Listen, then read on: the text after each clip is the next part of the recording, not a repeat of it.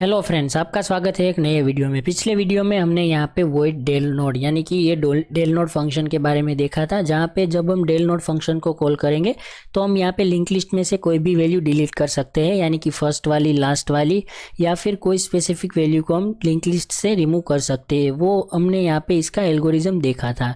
पर आज मैं आपको एक टास्क देने वाला हूँ जिसमें आपको क्या करना है। हमने यहाँ पे ये जो डेल नोड फंक्शन है वो यहाँ पे सभी नोड के लिए यहाँ पे क्रिएट किया है, पर आपको अलग से एक फंक्शन क्रिएट करना है, दो फंक्शन, जहाँ पे पहला फंक्शन होगा डिलीट फर्स्ट और डिलीट लास्ट। तो यहाँ पे डिलीट फर्स्ट फंक्शन में आपको क्या करवाना है, यहाँ पे जो हमारी लिंक लिस्ट क्रिएट की हुई है उसमें से आपको फर्स्ट वाला जो नोड है उसको फ्री करना है। तो आप यहाँ पे ये वाला लॉजिक लिख के वो कर सकते हैं, एक दूसरा फंक्शन बना के।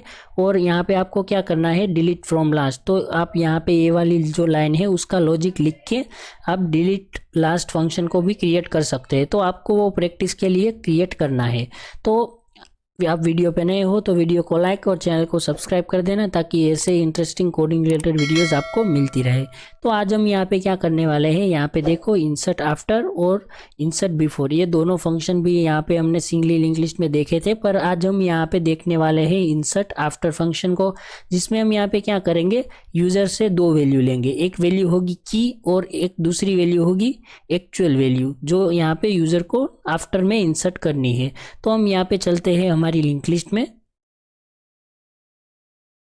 तो यहाँ पे जो वैल्यू हम यहाँ पे लेंगे की में हम यहाँ पे सभी नोड को चेक करेंगे। यहाँ पे ये जो 5 है वो यहाँ पे इज इक्वल टू की है, 10 है वो यहाँ पे इज इक्वल टू की है या नहीं। अगर जो 10 है वो यहाँ पे इज इक्वल टू की होता है तो हमें यहाँ पे इंसर्ट आफ्टर फंक्शन को कॉल किया है, यानी कि ये जो 10 वाला नोड है उसके बाद में जो भी नोड है, इन बिटवीन ये दोनों नोड के बीच में यहाँ पे एक न्यू नोड क्रिएट होना चाहिए। और यहाँ पे लिंक जो है वो इन तीनों के बीच में हमें स्टेब्लिश करवानी है। वो हम किस तरीके से करेंगे, चलिए हम यहाँ पे हमारे VS कोड में कोड लिख के समझते हैं। तो हम यहाँ पे क्या करेंगे, सबसे पहले तो यहाँ पे ये जो फंक्शन है इसका रिटर्न टाइप हम वॉइड रखेंगे, और हम यहाँ पे क्या करेंगे, ये जो फंक्शन है उसका नेम इंसर्ट हम यहाँ पे लिख देंगे बिफोर, या फिर यहाँ पे बिफोर नहीं, हमें जो फंक्शन क्रिएट करना है वो है इंसर्ट आफ्टर। तो हम यहाँ पे फंक्शन का नेम लिखते हैं INS आफ्टर। तो ये हमारा फंक्शन का नेम हो गया। इसके अंदर हम कोई आर्ग्यूमेंट नहीं पास करने वाले, हम की और वैल्यू यहाँ से यूज़र से फंक्शन के अंदर ही ले लेंगे। तो हम यहाँ पे सबसे पहले तो स्ट्रक्चर टाइप के वेरिएबल ले लेते हैं। तो हम यहाँ पे लिख देंगे स्ट्रक्ट कीवर्ड, और हमारे स्ट्रक्चर का नेम एक पॉइंटर करंट वेरिएबल ले लेंगे, और यहाँ पे एक पॉइंटर न्यू वन ले लेंगे, जिससे हम न्यू नोड क्रिएट कर पाएंगे। और यहाँ पे इंटीजर टाइप के हमें वेरिएबल चाहिए, एक तो इंटीजर वैल्यू और दूसरा की। तो हम यहाँ पे सबसे पहले हमें पता है कि इफ़ कंडीशन हमें चेक करनी है कि अगर हमारा जो फर्स्ट है वो यहाँ पे इज इक्वल टू अगर नल है तो हमें यहाँ पे कुछ नहीं करना, हम यहाँ से रिटर्न कर देंगे। तो हम इसको यहाँ पे पेस्ट कर देते हैं। और सपोज ऐसा नहीं है तो हमें यहाँ पे क्या करना है, हमें यहाँ पे ये जो फंक्शन लिखने वाले हैं वो है यहाँ पे इंसर्ट आफ्टर। तो हमें यहाँ पे फर्स्ट का लॉजिक तो यहाँ पे हमें लिखने की ज़रूरत नहीं है। तो हम यहाँ पे सबसे पहले क्या करेंगे, करंट इज इक्वल टू कर देंगे फर्स्ट, ताकि हम सभी नोड को विजिट कर पाए करंट की मदद से। और अब हमें यहाँ पे क्या करना है, सबसे पहले तो यूज़र से वैल्यू ले लेनी है। तो हम यहाँ पे क्या कर देंगे, प्रिंट एफ, और यहाँ पे हम लिखेंगे इंटर की। तो ये जो की है उसके बाद में यहाँ पे हमें नोड इंसर्ट करना है। तो ये जो की है वो हमें यहाँ पे हम यहाँ पे एक न्यू लाइन दे देते हैं। वो हमें किस में स्टोर करनी है, हमारे की वेरिएबल में। तो हम यहाँ पे स्कैनएफ का यूज़ करेंगे, %d कोमा लगा के हम यहाँ पे लिख देते हैं m% की वेरिएबल। तो यहाँ पे की में स्टोर हो जाएगा। और इसी तरीके से हमें यहाँ पे वैल्यू भी यूज़र से लेनी है। तो हम इसको ही यहाँ से कॉपी करके यहाँ पे पेस्ट कर देते हैं। तो हम यहाँ पे इंटर की जगह पे लिख देंगे इंटर वैल्यू, और ये जो वैल्यू है वो हम यहाँ पे स्टोर कर देंगे हमारे वैल्यू वेरिएबल में। तो यहाँ पे स्टोर हो जाएगा। और अब हमें यहाँ पे क्या करना है वो हम यहाँ पे देखते हैं। तो हम सबसे पहले तो एक न्यू नोड क्रिएट कर लेते हैं। जो हमने यहाँ पे पॉइंटर वेरिएबल लिया है उसमें एक न्यू नोड हम क्रिएट कर लेंगे। तो हम यहाँ पे लिख देते हैं जो न्यू वन है वो इज इक्वल टू, हम यहाँ पे लिखेंगे ब्रैकेट में स्ट्रक्ट नोड पॉइंटर, ब्रैकेट के बाहर हम लिखेंगे मेलोक, और एक और ब्रैकेट हम यहाँ पे लिख देंगे साइज ऑफ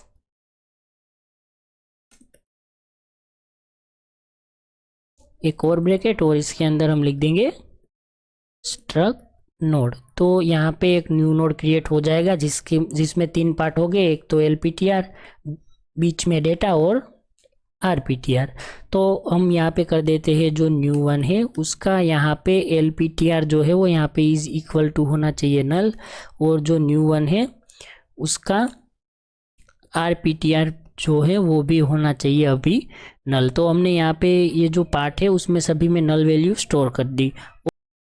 और अब हमें यहाँ पे क्या करना है, जो न्यू वन है उसका एक डेटा पार्ट भी है, तो जो डेटा पार्ट है उसमें हमें यहाँ पे वैल्यू को स्टोर कर देना है। तो हमने यहाँ पे लिख दिया new1.2 data is equal to value. तो ये हमने यहाँ पे क्या लिखा वो हम यहाँ पे देखते।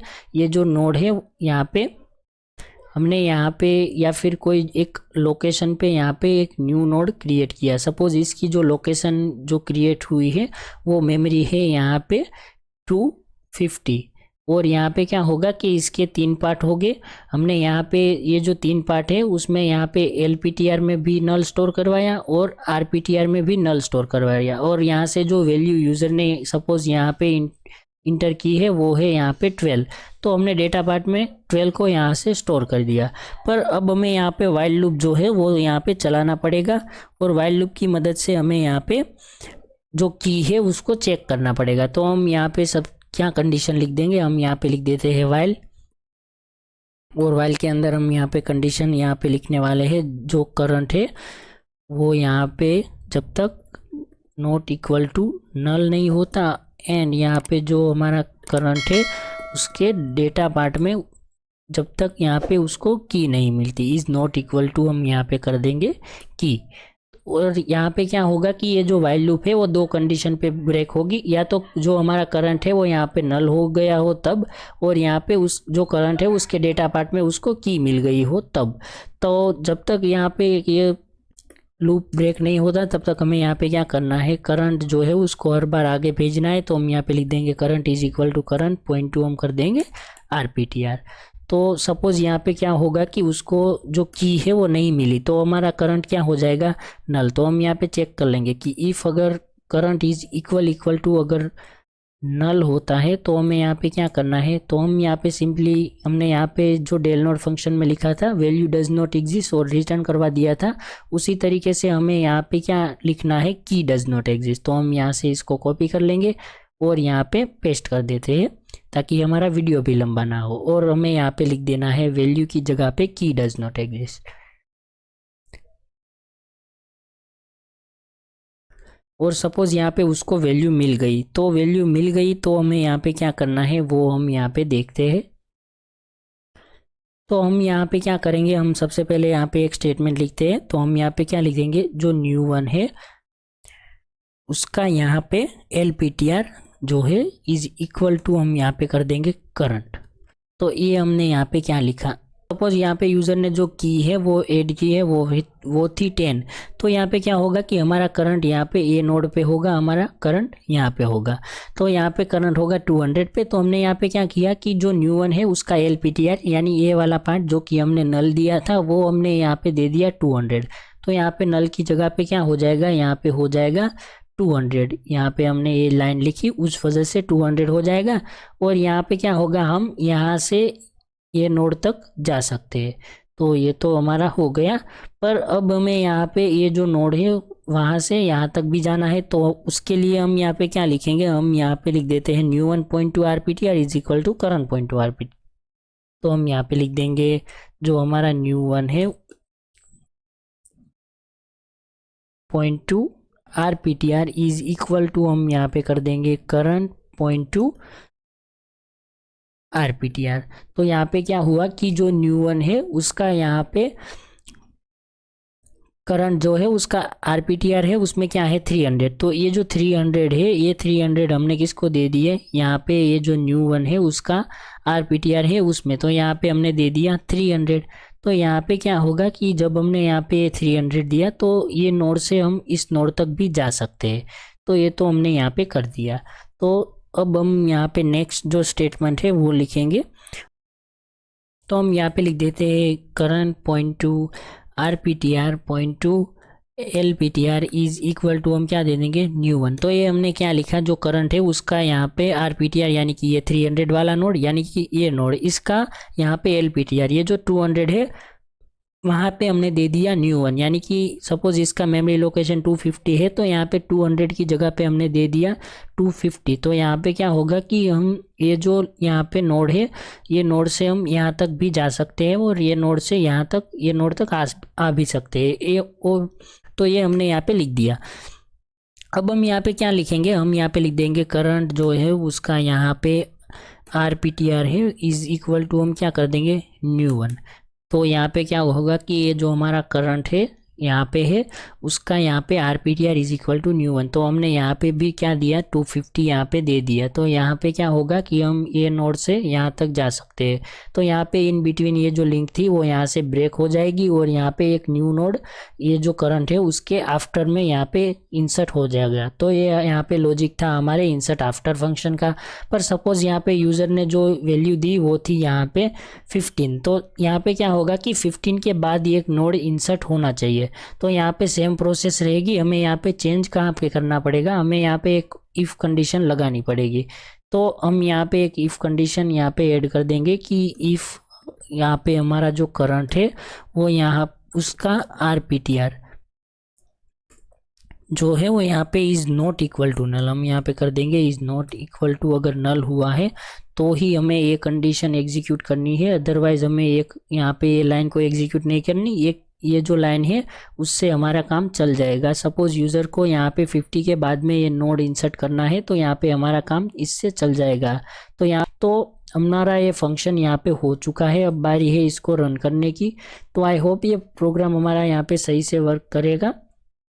तो हम चलते हैं मेन में और यहाँ पे हम क्या करेंगे, यहाँ से ये जो कमेंट है उसको हटा देंगे और यहाँ पे कमेंट को ऐड कर देंगे और यहाँ पे हमें एलसिफ में जाना पड़ेगा। और सपोज यहाँ पे हमारा जो CH वेरिएबल है वो यहाँ पे इज इक्वल टू अगर 6 होता है तो हमें कौन से फंक्शन को कॉल करना है, यहाँ पे इंसर्ट आफ्टर फंक्शन को। तो हमारा जो नेम है वो यहाँ पे सेम ही है इंसर्ट आफ्टर। तो अब हम यहाँ पे सबसे पहले तो यहाँ पे वाइल हमारा जो CH है वो यहाँ पे इज इक्वल टू 6 होता है तो हमें यहाँ पे 7 कर देना है। और हमारा जो CS है वो जब तक 6 यहाँ पे 6 था तो हमने यहाँ पे 7 कर दिया, यानी कि हमारा CH variable is not equal to 7। जब तक 7 नहीं होता तब तक हमें यहाँ पे मेनू मिलना चाहिए।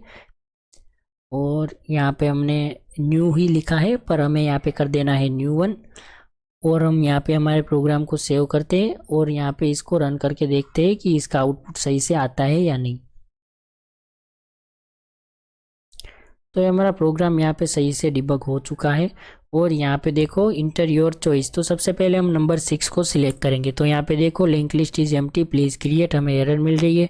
तो हम सबसे पहले क्रिएट कर लेंगे यानी कि नंबर 1। तो inter number of node 5 node हमें चाहिए तो हम कोई से भी 5 नोड यहाँ पे इंसर्ट कर लेते हैं। तो हम यहाँ पे डिस्प्ले करके देखते हैं तो यहाँ पे देखो हमारे 5 नोड ये यहाँ पे हो चुका है। तो सपोज यहाँ पे हमें क्या करना है, ये जो 6 है उसके बाद हमें यहाँ पे 10 को इंसर्ट करना है। तो इसके लिए हम यहाँ पे कौन से फंक्शन को कॉल करेंगे, इंसर्ट आफ्टर को। तो सबसे पहले हम यहाँ पे 6 को करते हैं सिलेक्ट।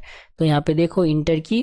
तो हम यहाँ पे सबसे पहले तो क्या करेंगे, की में यहाँ पे जो वैल्यू एग्जिस्ट नहीं करती वो यहाँ पे इंसर्ट करेंगे यानी कि 10 इंटर वैल्यू। और वैल्यू हम यहाँ पे वैल्यू को भी 10 रखते।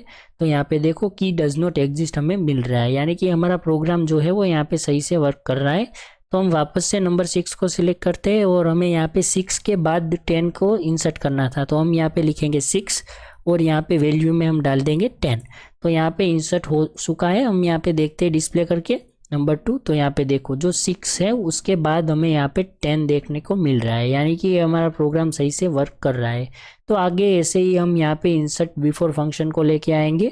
यहाँ पे हमने लिखा है इंसर्ट बिफोर। तो ये फंक्शन क्या करेगा वो भी हम यहाँ पे दूसरे वीडियो में देखेंगे। तो आप वीडियो पे नए हो तो वीडियो को लाइक और चैनल को सब्सक्राइब कर देना।